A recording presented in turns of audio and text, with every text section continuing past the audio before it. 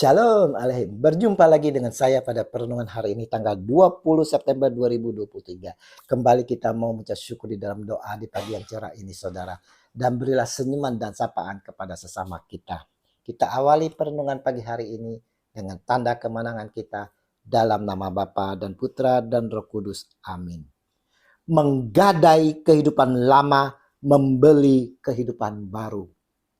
Bacaan liturgi hari ini diambil dari 1 Timotius 3 ayat 14 sampai 16 dan Injil Lukas 7 ayat 31 sampai dengan 35.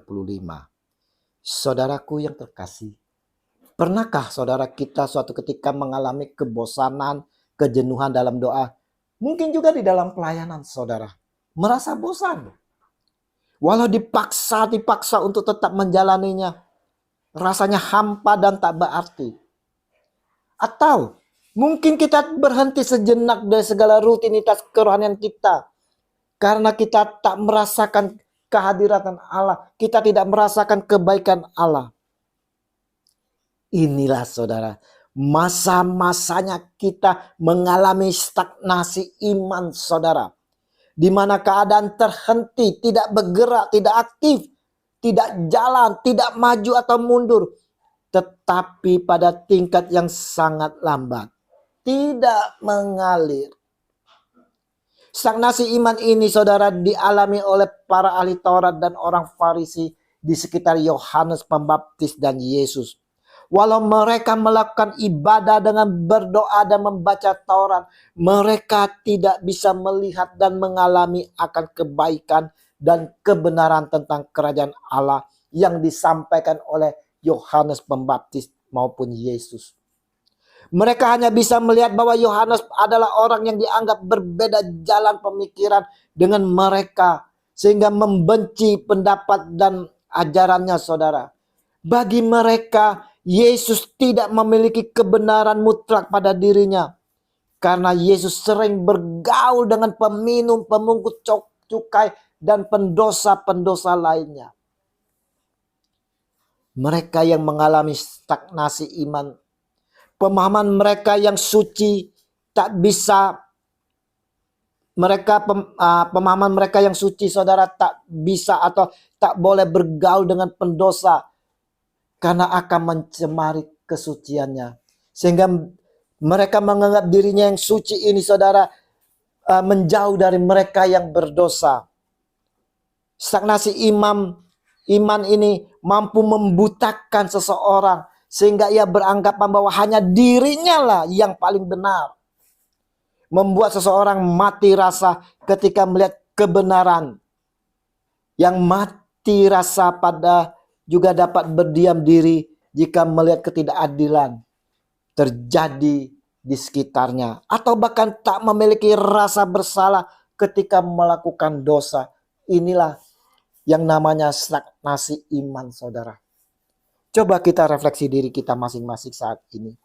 Adakah kita mengalami stagnasi iman ini saudara? Bosan, bermalas-malasan berdoa, ke gereja, malas pelayanan, di gereja hanya tidur-tiduran, dan lain sebagainya. Kata Yesus saudara, dengan apakah akan kuumpamakan orang-orang dari angkatan ini dan dengan apakah mereka itu sama? Lukas 7 ayat 31. Yesus melihat banyak penolakan terhadap Yohanes dan dirinya. Mereka selalu memegang pendapat sendiri dan melihat semua orang salah. Inilah mereka yang kita kenal sebagai orang-orang Farisi dan ahli-ahli Taurat. Adakah kita seperti mereka saudara? Seperti orang-orang Farisi dan ahli-ahli Taurat yang tidak tunduk kepada Allah, mengandalkan kebenaran dirinya sendiri dan mengklaim dirinya yang benar, orang lain salah. Kita harus selalu waspada. Jangan-jangan kita berlaku seperti orang-orang Farisi dan ahli-ahli Taurat saudara.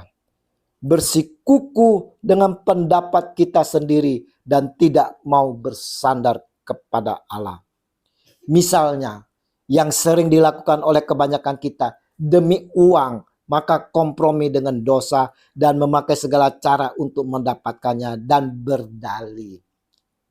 Ini kan bukan dosa, tapi strategi bisnis biasa. Hari ini Yesus melihat kita satu persatu, pribadi lepas pribadi. Apa yang kita pikirkan dan kita lakukan, saudara, Tuhan Yesus tahu. Kita dituntut untuk hidup dalam kebenaran Allah, di mana hidup dalam kebenaran Allah adalah kunci utama untuk mengalami hidup bersama dalam keluarga Allah, dan kita dapat merasakan kasih damai dan sukacita Allah. Berkat-berkatnya yang selalu mengalir dalam kehidupan kita akan kita alami, dan kita harus tunduk serta taat kepada Allah yang adalah kepala Raja semesta.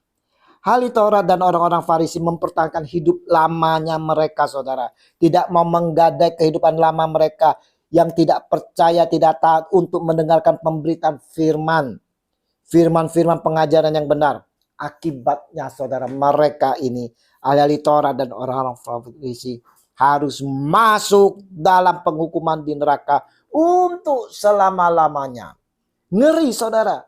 Apakah kita mau mengikuti orang Farisi dan ahli Taurat, saudara? Hari ini kita yang bertelinga hendaklah mendengar, harus menggadai kehidupan lama kita dan mengambil kehidupan yang baru, yaitu lewat percaya dan mendengarkan firman pengajaran yang benar dari Sang Junjungan kita, Kristus Yesus Tuhan kita, agar kita memperoleh hikmat kebijaksanaan dari sorga. Dan tentunya ini, saudara, akhirnya kita akan dipersatukan dalam satu kesatuan sebagai anggota kerajaan sorga. Semoga kita selalu tetap dikasih oleh Yesus oleh karena kesetiaan dan ketaatan kita, dan Dia di dalam Dia, dan dapat melakukan apa yang diperintahkannya berkat bimbingan pimpinan Roh Kudus. Amin. Dalam nama Bapa, Putra, dan Roh Kudus. Amin. Shalom.